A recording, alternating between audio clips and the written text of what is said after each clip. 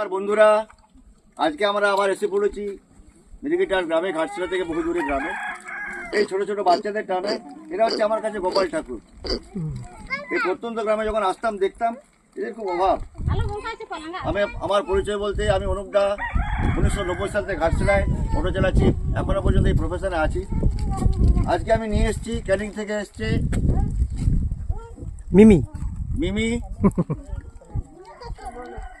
ওই মিমির বাবা মা মিমি তর্পণ ও ওনার ওয়াইফকে নিয়ে আসলাম। ওনারা বলে অনুপদা আপনি যে গ্রামে কাজ করেন আমরা সেই গ্রামে যেতে চাই, দেখতে চাই আপনারা কিভাবে ওরা আছে। তাই ওদেরকে নিয়ে পাহাড় জঙ্গলে গ্রামে ঘেরা আমরা চলে আসলাম। আদিবাসীদের বাস 40টা পরিবার এখানে থাকে, এরকম কষ্টে আছে। এদের জন্য কিছু ভালো কাজ করার চেষ্টা করে চলেছি আমি। জানি না কতদূর কি করতে পারবো, তবে এই কর্মযোগ আমার চলছে আর এটা ভবিষ্যতে চলবে। এই যে ছোট ছোট বাচ্চারা দেখছেন, ওনারা এসে আজকে ছোট ছোট বাচ্চাদেরকে কিছু খাবার তুলে দিলেন। আর ভবিষ্যতে এই যে কাজটা করবো আমরা, ওনাদেরকে এইভাবে পাশে পাবো, আমি এই আশা রাখি।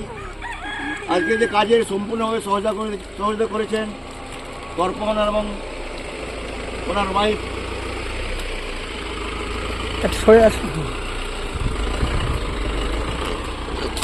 এই যে মহিলারা আপনারা দেখতে পাচ্ছেন, ভবিষ্যতে যদি এদের একটা করে শাড়ি দিতে পারি, এই গ্রামে মশার কামড় যদি একটা করে মশারি দিতে পারি, শীতের জন্য যদি একটা কম্বল দিতে পারি, আশা করি